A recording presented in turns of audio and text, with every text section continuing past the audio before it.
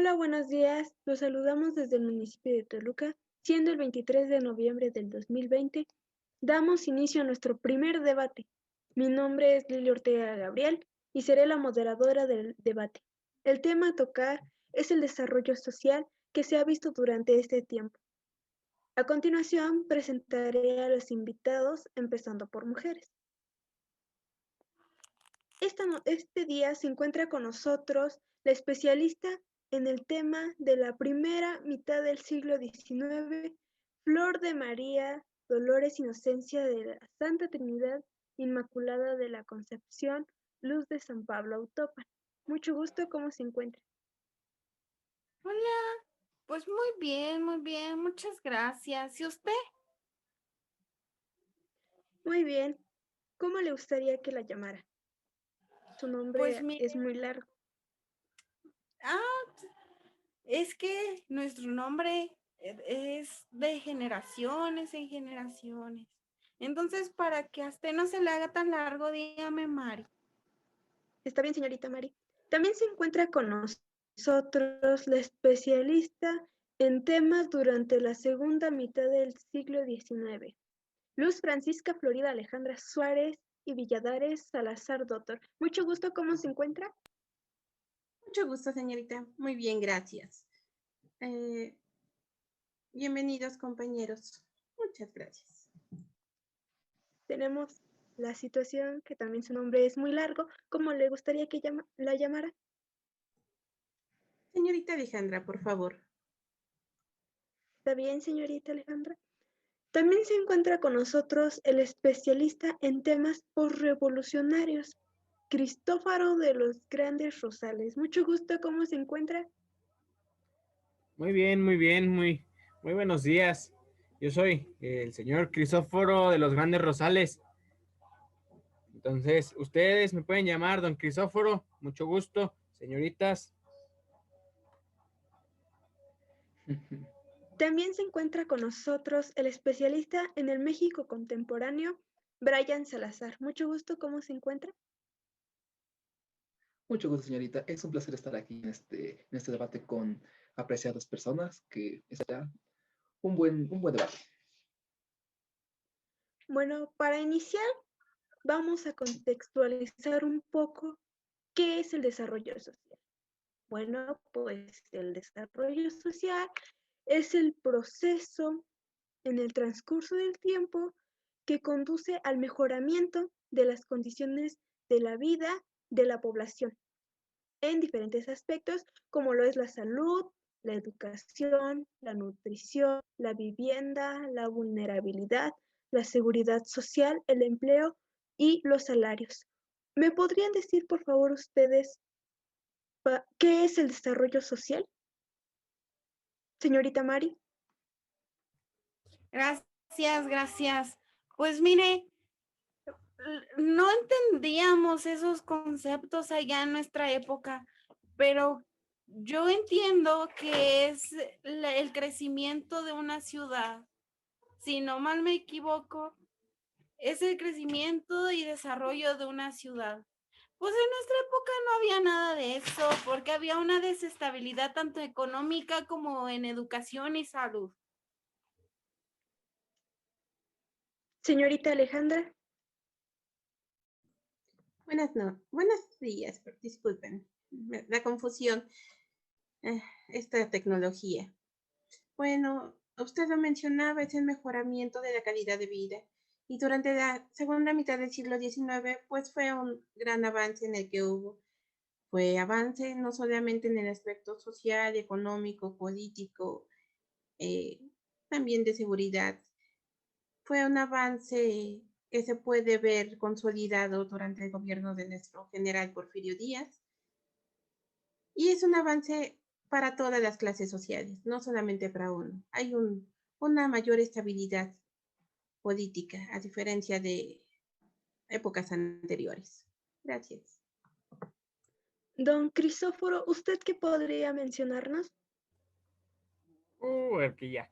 Pues mira, yo te puedo decir que el desarrollo social en nuestra época, bueno, tenía mucho que ver con los niveles de producción, con la educación y pues nosotros nos estuvimos enfocando más en la construcción y reconstrucción del pueblo mexicano después de la Revolución Mexicana. Tuvimos que ver muchas formas de progresar económicamente y pues estamos entendiendo el desarrollo social como la sociedad misma que forma parte del tejido de nuestra nación, una prioridad más para seguir creciendo. Joven Brian, Claro que sí. Ya en esta época un poquito más actual, pues, el desarrollo social, pues lo vamos viendo como un mejoramiento de las condiciones, tanto, bueno, de la vida de los individuos en una sociedad, relacionándose con otros grupos y hasta con las instituciones que conforman, pues, como tal el tejido social. Aquí básicamente es el apoyo del pueblo hacia la institución y una institución hacia el pueblo. bueno, después de ya contextualizarnos, daremos inicio al debate. Los turnos quedan de la siguiente manera. En primer lugar, participa la señorita Mari. En segundo lugar, la señorita Ale. En cuarto, don Crisóforo. Y después, el joven Brian. Las reglas del debate es no alzar la voz, no insultarse y no interrumpir. Los subtemas que abordaremos será la educación, la seguridad y la salud. Empezaremos con la educación. Señorita Mari, ¿usted qué me podría mencionar sobre los avances que hubo en cuanto al aprovechamiento de los alumnos en su época? Pues mire, fue una época muy dura, muy difícil, sobre todo para aquellos nativos indígenas. Después de 1800, después de la conquista española, la educación se centró más en el bautismo y conversión al catolicismo. Mire, las clases privilegiadas, como quiera, ¿verdad? Tenían mucha educación, podían ir a escuelas, y las hijas de las clases privilegiadas tenían opción de poder ir a conventos o si no administrar la herencia familiar. Los hombres se convertían en sacerdotes y los indígenas eran convertidos a asimismo, pues se promulgó nuevas políticas, nuevas reformas. En el gobierno de Agustín Iturbide promulgó la Carta Magna, que se utilizó como libro para enseñar a leer y escribir. Hubo muy pocos avances educativos, pero poco a poco se fue desarrollando. Ya después se empezaron a notar mejores políticas y los indígenas fueron desapareciendo. No digo que todos desaparecieron, ¿verdad? Pero sí, algunos fueron convirtiéndose y fueron adaptados al nuevo régimen. Usted, señorita Ale, ¿podría mencionarme los avances que mostraron este tiempo? Por supuesto. En el aspecto educativo podemos detallar o destacar dos grandes fases, la etapa del presidente Benito Juárez y la etapa de oro del general Porfirio Díaz. Si bien es cierto que durante esta segunda mitad del siglo XIX, cabe señalar que la máxima preocupación por ambos gobiernos fue brindar una educación para todas las clases sociales. Entiéndase desde el hijo del campesino hasta los grandes hacendados. Cabe señalar que si bien es cierto que se logró consolidar una instrucción obligatoria para todos, también desafortunadamente tenemos que esa educación fue mínima. No así la calidad. La calidad estaba respaldada por planes y programas provenientes de Europa, en especial de Francia. Estos proyectos pues consolidaron que se establecieran nuevas instituciones de educación como las escuelas normales o también institutos de educación superior como la Universidad Nacional Autónoma. Sin embargo, le voy a hacer un poquito de recuento de cómo se fue transformando esta educación. Si me permiten, compañeros. Benito Juárez establece la Ley Orgánica de Instrucción Pública en 1867. Esta ley orgánica es de influencia netamente positivista y tiene o establecía que la educación fuera gratuita y obligatoria para todos, sin doctrina religiosa, es decir, que fuera laica. La Iglesia se deja a un lado, ya no se propugna por que sea una educación de índole religiosa o que se convierta en catolicismo. Esta ley va a evolucionar de tal manera que va a permitir que en 1881 se establezcan las escuelas normales en todo el país. La primera se establece por obvias razones en la Ciudad de México. Esta escuela normal, disculpe usted, pues está enfocada a construir, a instruir maestros de índole normalista con ideales positivistas y de corte liberal. La Escuela Normal del Estado de México fue la segunda a nivel nacional y esta se fundó en 1882 con el favor de nuestro general Díaz. En 1905, esa ley orgánica se fue transformando y se funda lo que es la Secretaría de Instrucción Pública y de Bellas Artes. Estuvo a cargo del secretario Justo Sierra y pues obviamente en esta Secretaría de Instrucción Pública van a establecer la instrucción obligatoria tanto primaria, normal, preparatoria como profesional. También se fundan algunas sociedades o plantas académicas científicas. De ahí sale el grupo de los científicos que pues posteriormente van a tener una gran influencia en la etapa de la revolución y un poquito por revolucionaria, que ya me imagino que lo va a comentar el señor don Cristóforo, discúlpeme usted. Crisóforo, señorita, Crisóforo. Don Crisóforo, disculpe. También se van a crear lo que son las bibliotecas, los grandes museos. Se va a rescatar este pasado indígena que nos ha marcado y que desafortunadamente había quedado olvidado por los gobiernos anteriores. Vamos a recalcar un poquito el énfasis en la creación de las escuelas normales. Si me permiten, pues estas escuelas normales no solamente van a estar enfocadas a crear maestros, también maestras. Ese es un gran avance para la época, porque si bien escuchamos con nuestra compañera Flor de María, pues la educación estaba relegada para las clases sociales altas, los ricos, los grandes hacendados, y alguno que otro privilegiado que era patrocinado por algún sacerdote.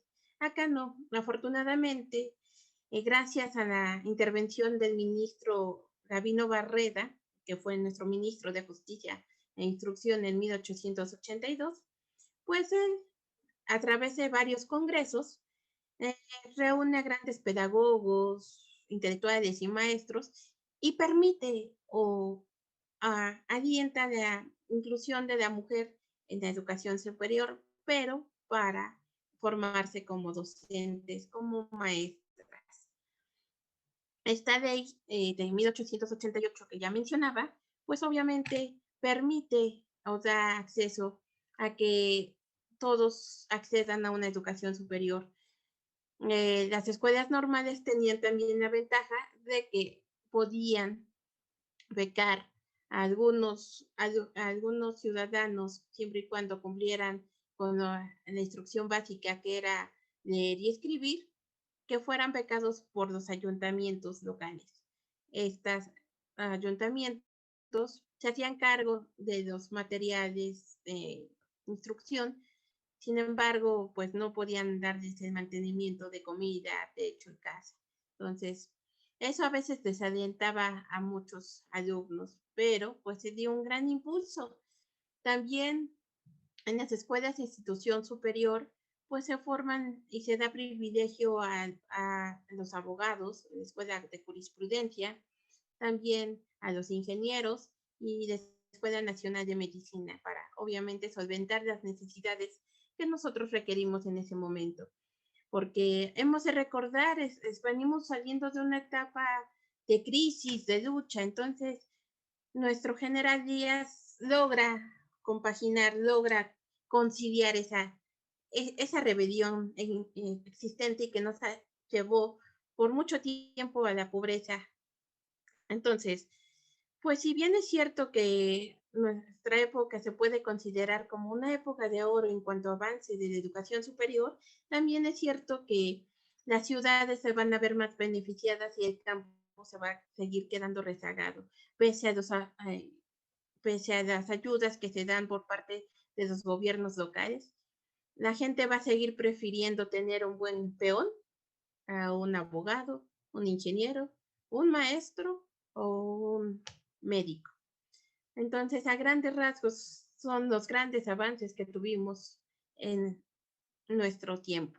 Muchas gracias. Muchas gracias. Don Cristóforo, ¿usted qué podría mencionarnos?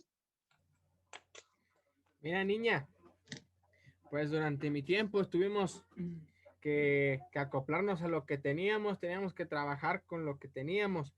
¿Por qué? Porque fueron los estragos que nos dejó la Revolución Mexicana. Sí, mi general Francisco Villa y mi caudillo Emiliano Zapata, pues bueno, estuvieron peleando por, por mucho avance que hayamos tenido, pues en algún momento pues nos quedamos estancados, ¿verdad? Pues sí, pues, nosotros estábamos buscando más el desarrollo económico, nos importaba más estar con economía, con dinero, precisamente para sacar adelante a nuestros chamacos, a nuestros escuincles, a las viejas. Teníamos que trabajar nosotros como hombres, pero gracias a que nuestros generales, las personas que estuvieron luchando en la Revolución Mexicana, gracias a ellos, bueno, pues la repartición de tierras se nos hizo más justa, tuvimos el movimiento agrario, la reforma agraria, fue la que nos dejaron como legado. Y bueno, también quiero comentarles que durante el año de 1918, pues Venustiano Carranza, en ese entonces nuestro presidente, cuando se dio esta decaída, esta devaluación de la plata, en el precio de la plata, pues él propuso el plan del patrón del oro. Se le estaba dando más valor al oro, le estábamos dando mayor valor al oro porque pues la plata aquí en México ya no nos estaba valiendo demasiado. En el extranjero pues nos estaba valiendo más el oro, pero pues poco a poco vamos buscando nuestras maneras para salir adelante. Y bueno, en cuestión de educación, en el año de 1920, cuando Venustiano Carranza fallece, pues José Vasconcelos, en el mes de mayo de este año, tomó la presidencia interina. Fue nuestro presidente interino de mayo a octubre de 1920, para que en 1921, bueno, pues Álvaro Obregón tomara esta presidencia de la mejor manera. Entonces, bueno, pues José Vasconcelos y Álvaro Obregón en el año de 1920 a 1921 se consolida la Secretaría de Educación Pública, la SEP. En la SEP quedó como titular José Vasconcelos, titular y director de la Secretaría de Educación Pública. Esta misma institución, bueno, pues terminó agregando 3 departamentos, construyó 3 departamentos. Las escuelas, muy importante, por cierto. ¿Por qué? Porque en la infraestructura de nuestras escuelas iba a entrar la educación de nuestros huercos, de nuestros niños, de nuestras niñas. Las bibliotecas, para que todos nosotros nos fuéramos a leer, aprendiéramos, supiéramos qué era un libro. Y finalmente, bueno, pues las Bellas Artes crearon el Departamento de Cultura Indígena y la Inclusión, además de una campaña de alfabetización, porque no todos sabíamos leer, no todos sabíamos escribir, no teníamos estos conocimientos, estas habilidades, y con el tiempo, con el apoyo de nuestro gobierno, no solamente del gobierno de Obregón, sino con los gobiernos que vinieron después, como, como los gobiernos de Plutarco Elías Calles, Emilio Portes Gil, Pascual Orozco, que cuando como no conozco, y todos los presidentes de México. Eso es todo de mi parte, por parte de la educación. Gracias.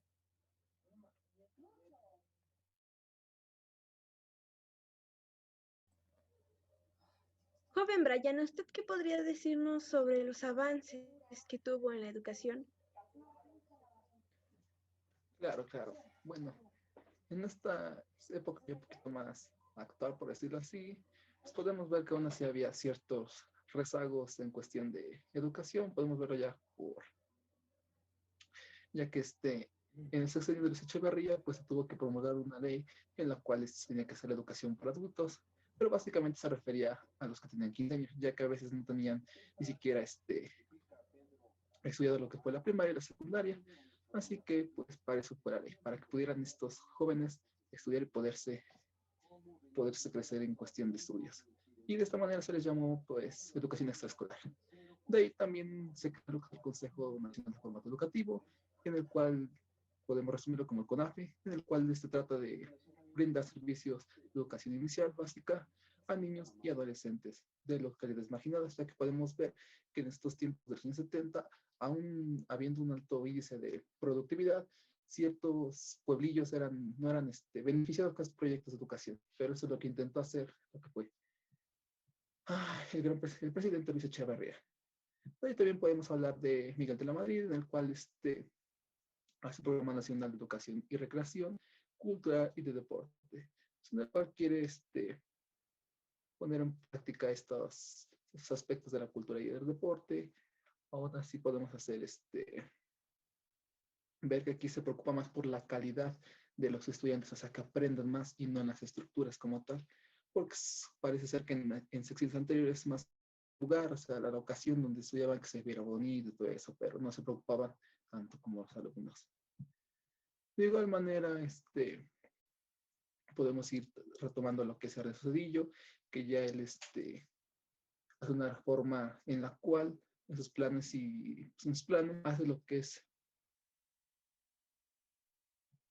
hace volver a cambiar lo que son los libros de texto y también estructura lo que son las asignaturas y deja atrás las materias por área. De igual manera podemos ver que hace reforma lo que es el artículo 3, en la cual constituye que va a ser obligatoria la secundaria. En este caso podemos ver que anteriormente pues solamente era hasta el nivel de primaria y la gente se conformaba con ello, pero pues, para ese tiempo pues prefirieron hacer la secundaria.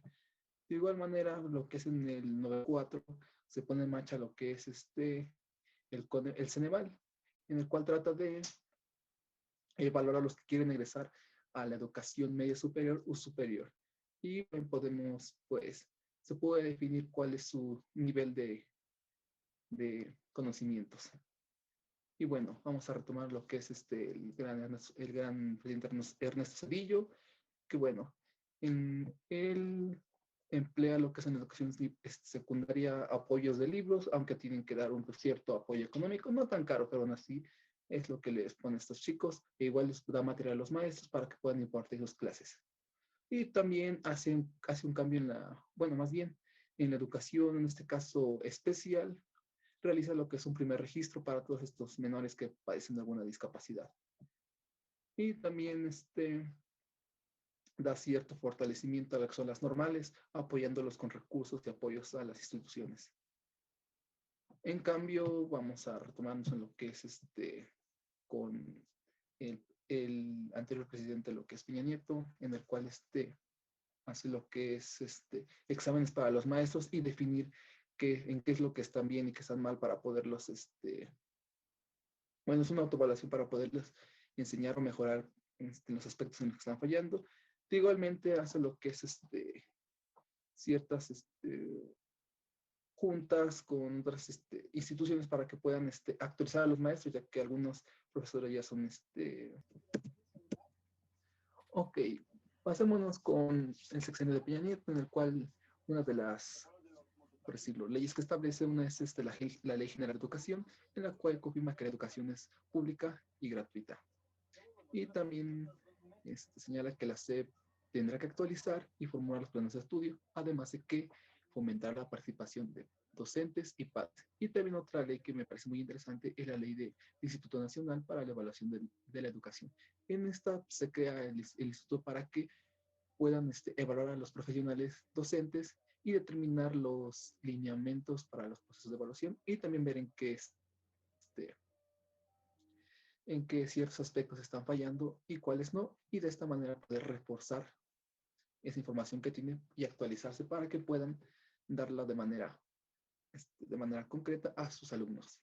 Con esto pues, concluiría en esta cuestión de educación, porque como es bien sabido, pues hay muchos proyectos, muchas reformas que varios presidentes han puesto en estos últimos años. Muchas gracias, joven Brian. Quisiera saber qué opinan de los argumentos que acaban de mencionar. Fíjese, señorita, yo le estaba rezando un santo rosario acá a mi compañero de la época porque considero que le hace mucha falta unas buenas bendiciones, mejor en calidad de educación y aparte, ay, no puede ser, el futuro es un desastre. Pero estaba tomando mis notitas para que mis seguidores no hagan lo mismo. Le deseo unas bendiciones grandísimas de Santo Señor. Muchas gracias, muchas gracias. Señorita Ale, ¿usted qué opina de los argumentos de sus compañeros?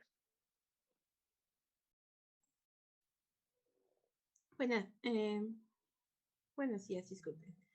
Esta tecnología un poco diferente a la de nuestra época. Pero bueno, me llama mucho la atención lo que mencionaban mis compañeros posteriores, porque si hablan de una continuidad en el proceso educativo, se habla de una educación laica.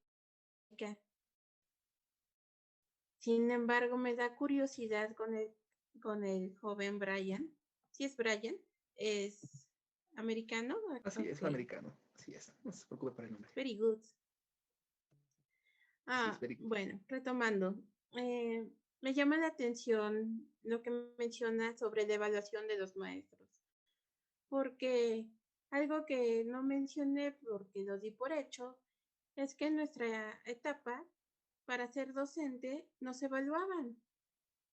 Para ser docente teníamos que formar tenía un jurado calificador nuestra evaluación, teníamos que presentar dos tipos de examen, uno oral y otro escrito. El oral tenía que ser frente a la plaza cívica, frente al presidente municipal y las autoridades más reconocidas. Y el escrito, pues obviamente eran de conocimientos, entonces me sorprende que no hayan seguido con esa metodología de evaluación. Es lo que me llamó un poquito más la atención. De la parte de nuestro señor don Crisóforo, Crisóforo, señorita, Crisóforo. Y no, hombre, disculpe usted. qué va eso de estar evaluando a los maestros. No, no, no, no, no. Aquí nosotros, pues nada más tenemos un familiar dentro de la Secretaría de Educación Pública y pasa la plaza a la generación que sigue. Es una manera muy buena para seguir la educación. Por ejemplo, yo tengo un cuñado por allá dentro del magisterio que pues es maestro el condenado acá, y le va a dejar la plaza, primeramente Dios, a su hijita está estudiando, ahorita está estudiando allá a las escuelas, y pues primeramente Dios le va a ceder la plaza. Eso sí es una manera buena de mantener el legado. Señorita Alejandra, ese es un aspecto por el cual se autoevalúan los profesores. Digo, se evalúan los profesores en estos tiempos, porque solamente se pasaban la plaza de familia en familia y a veces los maestros no tenían los conocimientos para impartir clases a los alumnos. Por eso es que se llevó a cabo esto. Ya lo vio con el señor Crisóforo, si no me equivoco. No, compañero mío, mantener el legado era más importante que otra cosa. Nuestro legado era muy Lo más importante. importante es la educación, señor. No, que va, pues si nosotros mismos nos íbamos impartiendo la educación generación tras generación. Disculpen ustedes, Si fuera caballeros. así, no hubiera tantos marginados. Caballeros, permítanme tantito. Pues cuando nos formaban como docentes, como profesores, no solamente nos impartían materias en español, también nos daban clases de inglés, de alemán. Me imagino que se sigue dando esa situación. Señorita Ale, creo que con mucho trabajo apenas si este señor puede reconocer lo que es el idioma inglés y qué hablar de lo que es el francés y el alemán. No creo que los conozca. En esos tiempos, el inglés se está implementando pues ya de manera total, aún así lo que son otros idiomas, pues eso ya está de manera individual. Eso ya depende de cada chico o cada joven que quiera estudiar más allá. Pero bueno, eso Ay, es por amigo. mi parte. No, amigo. A ver, ¿qué podemos esperar de un tipo con el nombre de Brian? Señores, por favor, compórtense. Recuerden las reglas que fueron establecidas al principio, no insultar y no interrumpir. Pasemos al siguiente tema, que es seguridad. Me parece perfecto. Yo quisiera escuchar a este señor Brian. ¿Cómo está nuestra seguridad de México en pleno siglo XXI? Don Cristóforo, le recuerdo que yo soy la que decido quién participa y pues quiero escucharlo a usted. ¿Qué estrategias implementó? Disculpe, señorita. Bueno, pues siendo así, pues yo le voy a comentar que pues tuvimos un cambio en materia de seguridad. Dejamos atrás esta parte de juzgar a las personas civiles y los militares, porque por ejemplo, los militares y los ciudadanos eran juzgados de la misma manera, cometían traición o no. Es más, a los militares ni se les juzgaba tanto, nada más a las personas que se robaban una que otra cosita, que robaban, mataban animales, vacas, cosas así todavía en las zonas rurales. En las zonas urbanas, pues sí, teníamos un poquito más de seguridad, había un poquito más de atención, pero pues en esta situación cambiamos en las cortes marciales, solamente se juzgaba a los militares, a las personas con altos rangos, policías, y todo este tipo de tipos de individuos. Pero pues ya en los juzgados públicos, pues ya se estaba juzgando a los demás, a los civiles, ya no teníamos esta mezcolanza. Y bueno, también dejamos atrás algo que sí me pareció súper bien, dejar atrás esta parte de que a los amigos se les daba libertad y justicia y a los demás pues se les dejaba caer la ley a secas. Eso para mí no cuenta. Sí, hay que juzgarnos dependiendo de nuestros derechos, lo que nosotros hicimos, las acciones que cometimos y los errores, hacernos responsables, porque debe de saberse a usted que pues en mi familia siempre hemos sido muy honrados. Podemos tener muy arraigada esta parte del machismo, esta parte de que pues la mujer solamente como la escopeta, guardada y cargada. Pero pues siempre debemos de ser muy honestos. En mi familia los valores siempre se han inculcado. Siempre debemos de ser honestos y decir la verdad. ¿Veaste? Pero pues creo que sería todo. Y discúlpenme, señorita. Señorita, adelante. Gracias. Joven Brian, ¿usted qué estrategias implementó?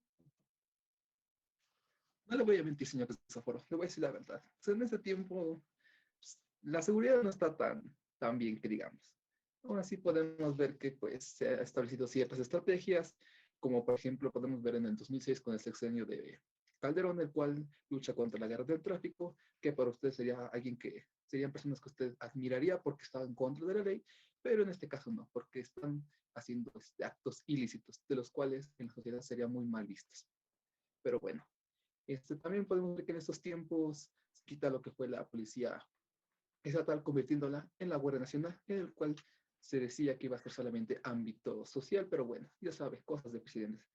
De igual manera, pues sí se han atrapado ciertos narcotraficantes, aunque, como le digo, seré sincero, se ha escapado uno que otro, pero con el apoyo de otros países lo han atrapado y hasta ahora no han salido de las rejas.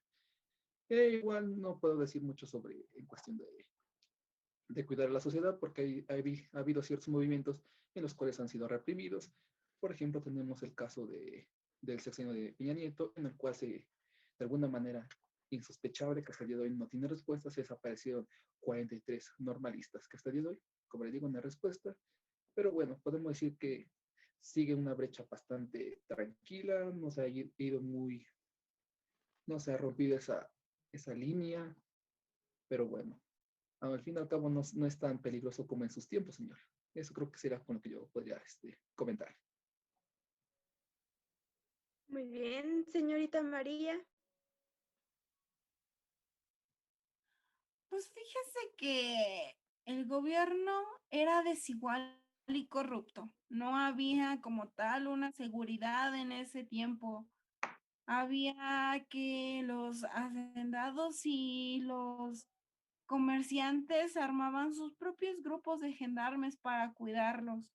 Entonces no había una seguridad como tal. E incluso muchos bandoleros eran vistos como héroes porque robaban a los ricos y se los daban a los pobres. Incluso iban en contra de los regímenes socialistas e injustos de los propios gobiernos. Señorita Ale. Permite. Muchas gracias. Estoy sorprendida con lo que mencionan mis compañeros y hasta un tanto escandalizada. No sabría definir cómo en una época tan precisa como la nuestra, donde hay tantos reglamentos, límites, incluso el fomento de valores, se haya llegado a esos extremos. Lo entendería de épocas pasadas, pero de nuestro futuro, estoy sorprendida, sinceramente. Nuestro periodo se caracteriza y se caracterizó por la época de Porfirio Díaz porque seguía una política de pan y palo. ¿Esto qué quería decir? Más o menos lo mencionó don Crisóforo. Y bueno, la ley de pan y palo la aplicaba de la siguiente manera. El pan, efectivamente, había pan, había prosperidad para algunos cuantos, como quienes, pues el ejército, los burócratas, algunos extranjeros y pues alguno que otro de la iglesia, aunque pues obviamente hemos tratado de que sean los menos. El palo, pues solamente para los adversarios, los enemigos políticos. Mencionaba a nuestra amiga Flor de María, la señorita Flor de María, sobre los gendarmes. Bueno, esto gendarmería fue heredada al presidente Benito Juárez durante su gobierno, al segundo periodo del imperio con el señor Maximiliano. La policía en su momento durante ese tiempo estuvo a cargo de los famosos cuarteles de policía. Estos cuarteles de policía pues estaban liderados por un comisario que a su vez servía al jefe político de la comunidad.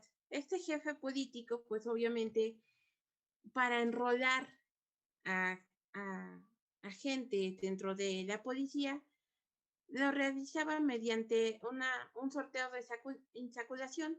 ¿Esto qué es?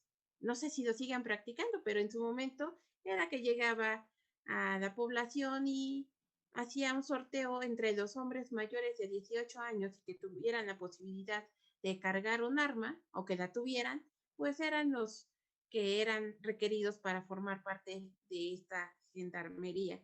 Sin embargo, desafortunadamente, como lo hemos visto, y hay que recordarlo, mucha gente pues le gustaba el bandidaje, ya lo decía nuestra amiga Flor de María.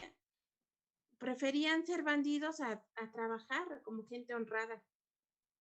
¿Esto qué ocasionó? Bueno, ocasionó que Para 1872 se creara el Reglamento de Policía de la Ciudad de México y del Distrito Federal.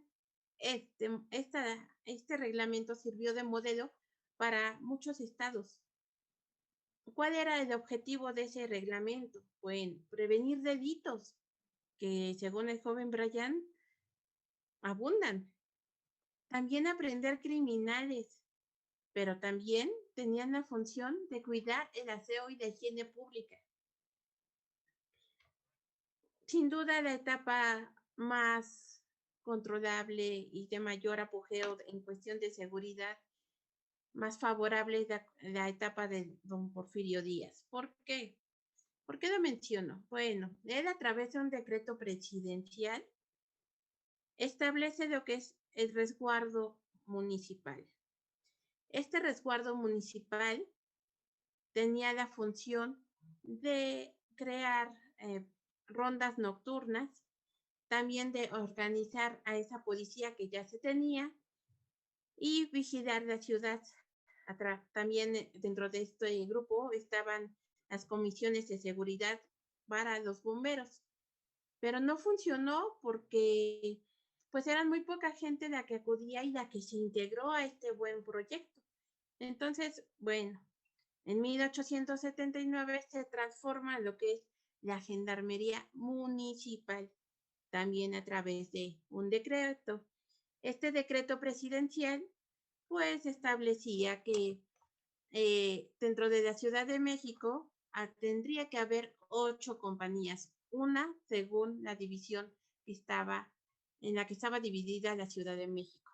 Cada división, cada compañía tenía que tener 100 hombres por lo menos y su salario iba a ser de entre 5 reales a 1 peso. Esto con la intención de evitar la corrupción y obviamente para que también la gente se agregara a este cuerpo de seguridad. Ellos tenían a cargo 3 turnos, los 3 turnos para hacer la guardia en la ciudad.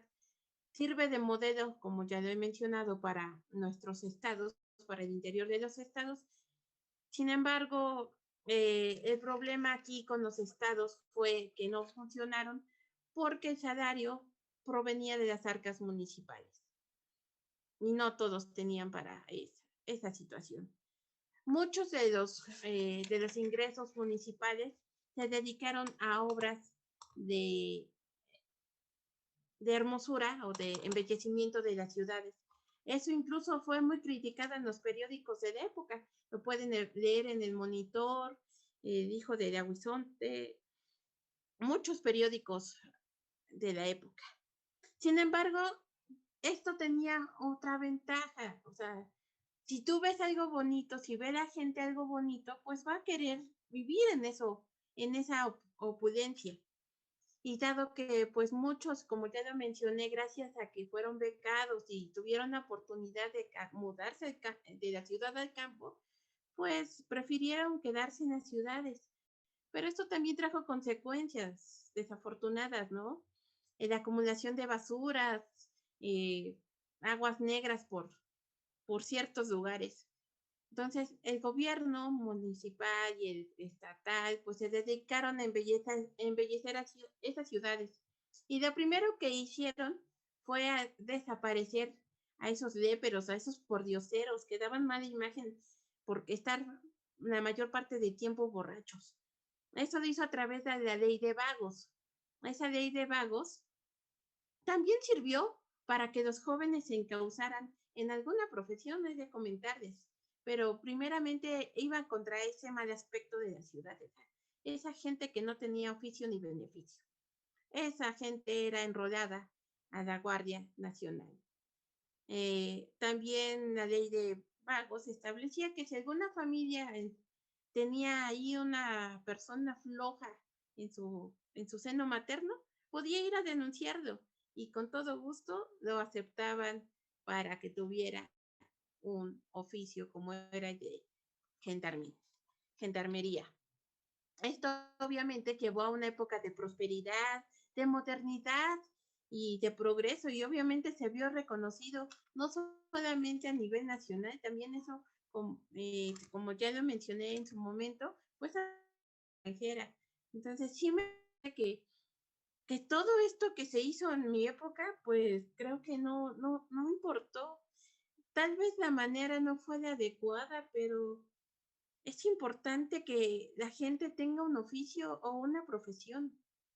Y yo creo que la educación es fundamental para evitar todos esos vicios. Esa sería mi participación. Gracias. Muchas gracias. Pasamos al tema de salud. Y don Crisófono tiene la participación. Muchas gracias, señorita. Bueno, pues mire, yo quiero comentarles que durante también el periodo de gobierno de don Porfirio Díaz, pues se estaba implementando la ley fuga, y la ley fuga era matar a todo aquel que se escapara. En mis tiempos todavía se sigue usando, en los tiempos de aquí de la señorita Luz, pues también se utilizaba mucho, muy seguido, y espero que durante la época de mi compañero Brian, pues se sigue utilizando esta medida de la ley fuga, esta ley, para que pues todo aquel que se quiera escapar, que se quiera pelar de los huercos, de los azules, pues sea, ¿usted me entiende, no? Pues se pase para el otro lado el cristiano. Desafortunadamente no es así, señor. Aquí hay mucha impunidad y corrupción. No sé qué es algo que usted estará ardiendo la sangre por eso. Pero, pues, ¿qué quiere? ¿Alguien más tiene una opinión que dar? ¿No? Seguimos con el siguiente tema, que es salud. ¿Me podría comentar, por favor, señorita Mari, cuáles fueron los programas que implementaron? Pues mire usted, durante la guerra de independencia hubo una catástrofe epidémica. Se desató como nunca la hepatitis, la cólera, la fiebre amarilla y el sarampión.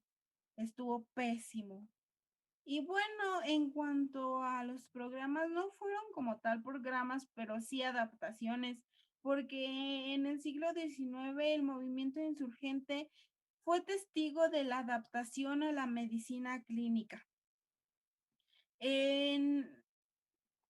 Después de todo lo que pasamos, finalmente tuvimos un poco de descanso, pero hasta en el panteón. Vaya a creer todo eso. Estuvo feo. Estuvo muy feo. Y finalmente la seguridad de la salud pública en la colonia colapsó totalmente, dando así a más problemas de salud. Y lo cual es preocupante porque se supone que como humanidad debimos de avanzar, pero a lo que yo escucho de mis compañeros en el futuro, especialmente de mi compañero Brian, creo que vamos de mal en peor. Entonces no creo que haya esperanza para nosotros. ¿Qué? Joven Brian, Sí, dígame, señorita. ¿cuáles fueron las estrategias que implementaron o programas? Y ahorita que hablamos del término de salud, pues me voy a remontar básicamente el año de entre el 2006 y 2010, que básicamente fue el sexenio de Calderón. Pues en esta etapa fue cuando se vino más bien una enfermedad que todos desconocían, de la cual se llama H1N1, que básicamente era una gripe.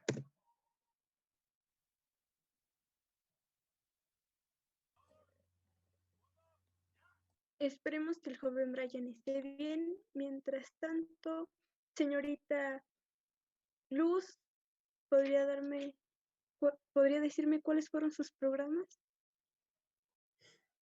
Ay, qué susto, definitivamente. O sea, no me había tocado vivir esa situación tan de cerca. Esperemos que efectivamente el joven Brian esté en buen estado. Bueno, en materia de salud, como ya lo mencionaba, ay, perdón, el sobresalto. En materia de salud, pues ya lo mencionaba mi compañera Flor de María, que afortunadamente hubo grandes avances en cuestión médica. Se habla de una medicina ya más organizada, con fundamentos, alejada de las supersticiones que desafortunadamente causaron la propagación de muchas enfermedades, como ya lo mencionaba, epidemias, fiebres, cosas por el estilo. Aquí en esta época se establece lo que es el primer código sanitario, que pues obviamente tenía la función y el objetivo de mejorar la condición física de la especie humana. Este primer código sanitario pues establecía la fundación de hospitales, de la creación de un hospital general que tuviera instalaciones sanitarias con pabellones adecuados y técnicas de aislamiento, porque precisamente como antes no existía un hospital como tal, pues era muy fácil que la enfermedad se contagiara porque no había la higiene ni la salubridad necesaria para eso. Y afortunadamente, como ya lo mencioné, la Escuela Nacional de Medicina fue fundamental para este tipo de situaciones. Por ejemplo, nada más para darle un dato. En 1861 se crea la Dirección de Salubridad a cargo de la Inspección y Cuidados. Esta estaba bajo el resguardo de la Jefatura del Distrito Federal. En cada estado también hubo una dirección general. Sin embargo, esta dirección en sus principios fundamentales tenía el objetivo de brindar el derecho a todos los habitantes del estado a recibir atención médica, pero también de recibir los medicamentos necesarios. Estos medicamentos y esta atención médica estaba encaminada a ayudar a los menos desprotegidos, a los más desprotegidos, corrección, a gente de escasos recursos. Esta dirección general después se fue transformando en lo que conocimos como la Dirección General de la Beneficencia Pública. Esta Dirección General de Beneficencia Pública pues establecía que era nuestro derecho natural el recibir salud por parte del Estado, porque somos iguales los seres humanos y pues íbamos a estar, ya vamos a dejarnos de esas tonterías religiosas. Esta dirección pues obviamente va a crearse lo que es el Consejo de Salubridad del Departamento de México, que a su vez se transformó en el Consejo Central de Salubridad y posteriormente, como ya lo mencioné, en la beneficencia pública. Este organismo de beneficencia pública pues se encargaba de vigilar la salud de todos los habitantes, de implementar acciones innovadoras para que no se propagaran estas enfermedades, hubiera una higiene alimentaria, una higiene industrial y también de trabajo, porque si recordamos en las minas, pues mucha gente moría envenenada porque no recibía la atención adecuada. Tenemos el caso de Pachuca con el hospital minero, que bueno, a cargo de los ingleses, pues se encargaron de cuidar la salud de los mineros de esa zona. Y que, aunque me critique don Telésforo, que diga don Crisóforo, discúlpeme, no sé, yo creo que es de Monterrey porque se me olvida mucho su nombre. Pues llega a la máxima culminación con el general Porfirio Díaz. Y pues Díaz establece, pues ya lo dije, establece una paz, una estabilidad política, y esto se ve reflejado en las ciudades, en el incremento de las ciudades, cómo cambia la vida del campo a la ciudad con la migración de la gente que tiene estas nuevas oportunidades de mejorar su vida. Mencionaba la señorita Flor de María las epidemias y me gustaría tocar ese punto, porque las epidemias se dieron en lugares muy específicos, por situaciones también muy marcadas. Por ejemplo, el paludismo, la viruela, la toferina, la tuberculosis fueron enfermedades que se dieron en regiones como Chiapas, Oaxaca, Tabasco, pero hay que considerar que esas regiones estaban densamente pobladas, había mucha gente, pero por su ubicación, pues era difícil que llegara un médico. Entonces, también hay que considerar que eso fue un impedimento. El desarrollo económico también era más vulnerable porque si bien es cierto que había una administración de excelencia con el ministro Yves de Dimantur, también es cierto que había una escasez de alimentos por este impulso que hubo en las ciudades y se crearon obviamente cinturones de pobreza. Por ejemplo, en la zona de puertos y fronteras, las enfermedades más comunes fueron la fiebre amarilla o la peste bubónica. Esto gracias a la propagación y entrada y salida de las mercancías de distintos países y también de distintas personas. Esta situación lo vimos en todas las zonas del país. Sin embargo, la Ciudad de México tenía una característica muy peculiar que espero ya lo hayan solucionado porque pues siempre era una ciudad que al estar inmersa en un lago sufría de inundaciones y muchos de esas inundaciones tenían su origen en el lago de Texcoco, que espero ya se haya solucionado.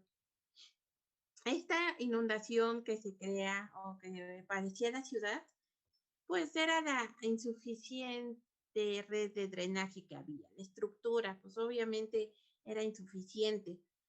Y los gobiernos, como ya lo mencioné, pues de la Ciudad de México y demás de los estados, pues se dedicaron a embellecer nuestras ciudades para mejorar la calidad de vida y el aspecto en general. Se dedicó a sanear y esto ¿qué quería decir? Pues obviamente brindaron un ambiente sano, eliminar toda esa basura, todas esas aguas sucias. Se pavimentaron las ciudades, hubo mejoramiento de caminos, de caminos de terracería, incluso desafortunadamente esos vagos sin oficio que se ocuparon del ferrocarril, ¿no? Se aprovecharon de la infraestructura que dejó el licenciado Benito Juárez y que nuestro general Díaz llevó a la cúspide conectándonos tanto con el norte, con Estados Unidos como con Centroamérica. Gran impulso, sin embargo, esto también tuvo consecuencias y bueno, una de ellas, pues ya lo vimos, fue la salubridad, pero si bien hubo un estancamiento, también cabe señalar esas ciudades. Y parece ser que, ay, ya regresó el joven Brian, ay, qué bueno que regresó. Espero se encuentre bien y que esto haya servido de parteaguas para el mejoramiento de la calidad de vida de nuestros ciudadanos. Gracias. Gracias, Sí, joven gracias. Brian. Tenía Qué bueno previsto. que se encuentra bien. Sí, ni siquiera yo tenía previsto lo que sucedió en su momento, ya saben, cuestiones de inseguridad, a pesar de que son cosas que suceden y uno no tiene el control. ¿Quiere terminar con su participación? Creo que sí. Le comentaba que yo me voy a referir a una pandemia que llegó a México en esto del 2009, la cual fue del H1, lo cual es un virus de cual proviene de los puercos. Básicamente es una infección porcina, la cual afectaba lo que fue el sistema respiratorio de una manera, pues, no tan grave. Básicamente más afectaba a personas que tenían, obviamente, pues, problemas de respiración. Pero aún así, para esto, el presidente en turno, que fue Calderón, hizo un plan para esto, el cual tenía unos decretos, bueno, más bien hizo un decreto en el cual tenía un artículo que dice que se implementarán y se coordinarán todas las acciones que resulten necesarias a prevenir, controlar y combatir esta enfermedad. De ahí también tenemos lo que es el segundo artículo, en el cual la Secretaría tiene que combatirlo, tiene que también investigar qué regiones tiene para poder combatirlo de manera más rápida y precisa. De igual manera, este artículo viene con ciertos puntos, que el primero es el aislamiento de las personas que tengan o que estén con esa intriga de que sea la enfermedad, pues tienen que aislar para que no contagien a alguien más. De ahí también tenemos un segundo punto, que es la aplicación de sueros, vacunas y otros recursos para prevenir la enfermedad y que se crezca más y empeore la salud del individuo. También se hace lo que es el tercer punto, que es la inspección de cualquier pasajero, tanto de diferentes países o del mismo estado, que se tiene que hacer ciertos exámenes rápidos para saber si tienen o no la enfermedad. Y también tiene que seguir con las normas de salubridad, que son lavarse las manos, ponerse cubrebocas si estás en un lugar con mucha gente, y bueno, también evitar estos lugares de amplia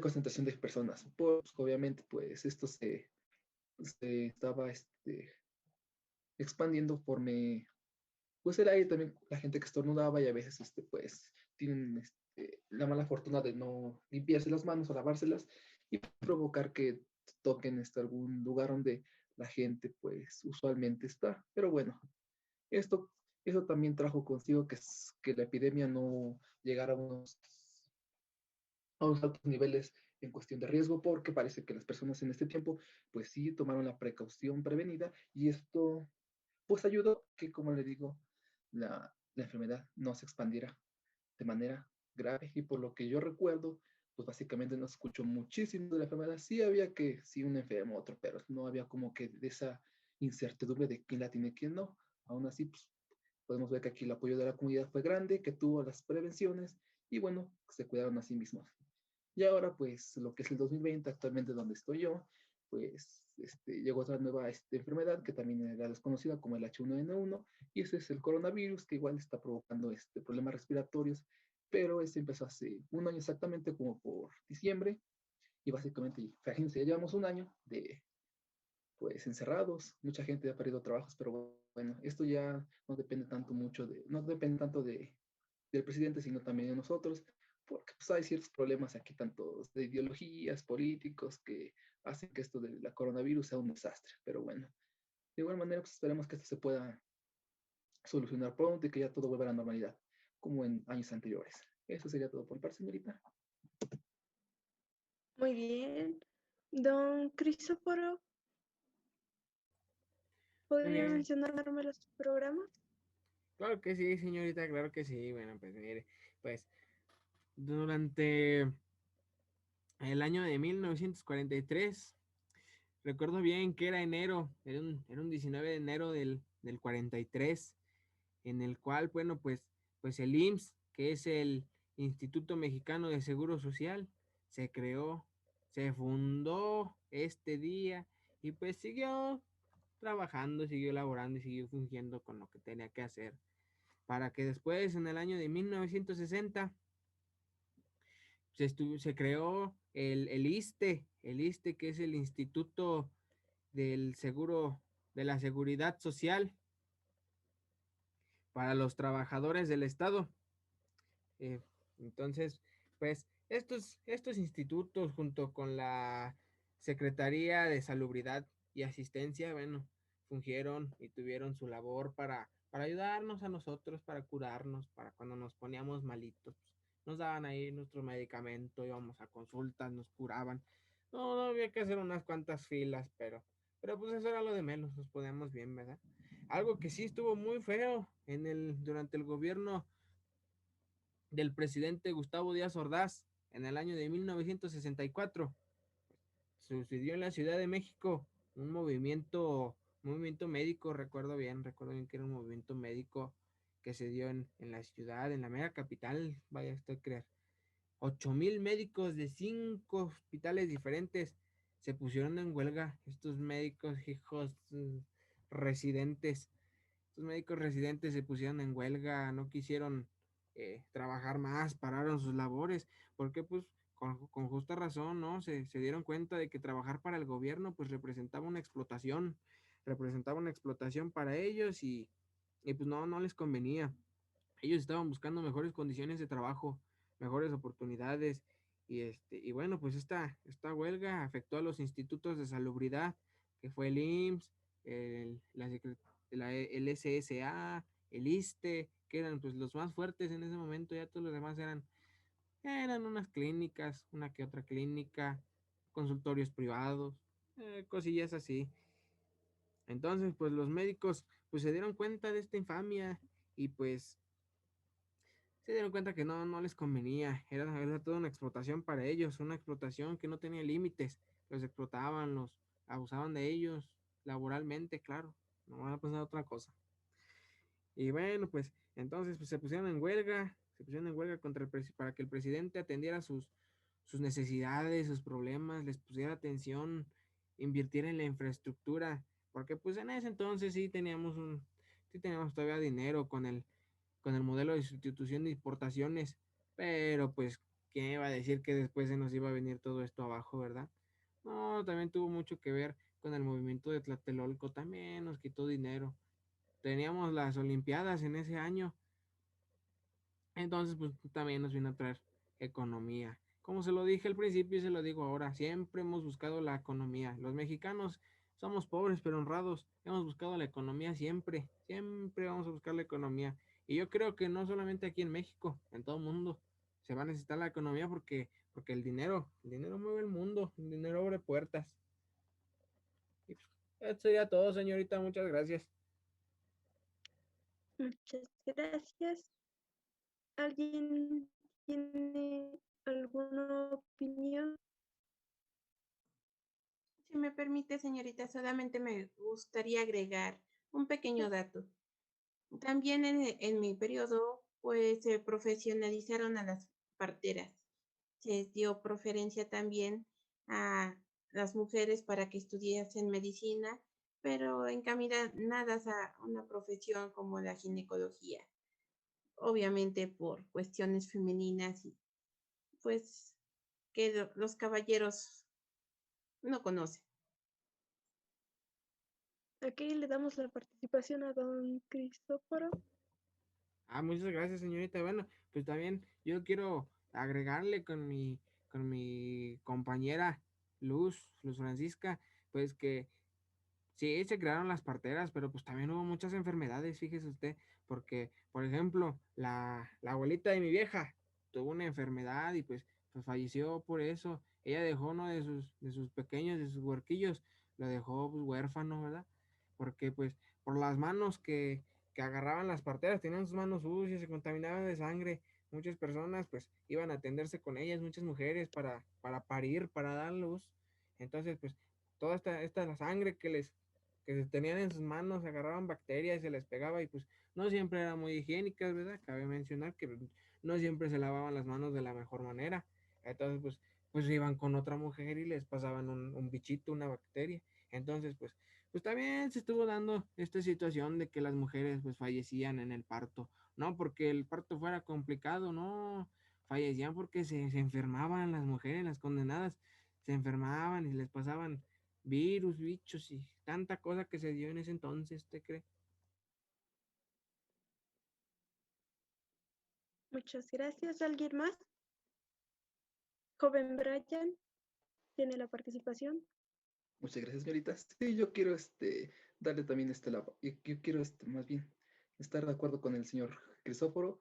Sí hubo muchas verdades con cuestión de las parteras y por principio de cuentas, porque debe haber existido las parteras, sí se supone que hubo un cierto crecimiento en cuestión de la salud. O sea, no es ilógico, o sea, por algo es que están, supongo que no había suficiente, permítame, parece que no había esa facilidad para poder ir a un hospital este, particular o más bien legal. En cambio, en esta época, pues ya hay un poquito más de apoyo para esas cuestiones. Sí llegan a ocurrir, pero ya es muy escaso. Eso es más con lo que quería yo comentar. Muchas gracias. ¿Alguien más? Señorita Mari, tiene la participación. Pues yo solo quiero decir que los tiempos cambian, ¿sí? Los tiempos cambian y ahorita me estoy dando cuenta que pues realmente todas las épocas son diferentes. Así como había muy poco conocimiento de mi parte, fue evolucionando, pero me sigo lamentando por el futuro, ¿sabe? Porque tantas guerras, tantas independencias, revoluciones y movimientos armados para que pues en el futuro todavía haya corrupciones y malos gobiernos. Eso me duele. porque en nuestro movimiento se sacrificaron muchas vidas y de verdad lo siento en el alma. Espero que Dios los ayude, que Dios los ampare y que mejoren las cosas. Eso es todo. Muchas gracias, señorita Mari. ¿Alguien más? Yo Señorita solo Luz. quiero hacer una, ay, discúlpeme, señorita. Yo solo quiero hacer una corrección al señor Crisóforo. Señor Crisóforo, cuando me refería a las parteras era porque las profesionalizaron para evitar precisamente ese tipo de muertes. También las parteras tenían que presentar un examen.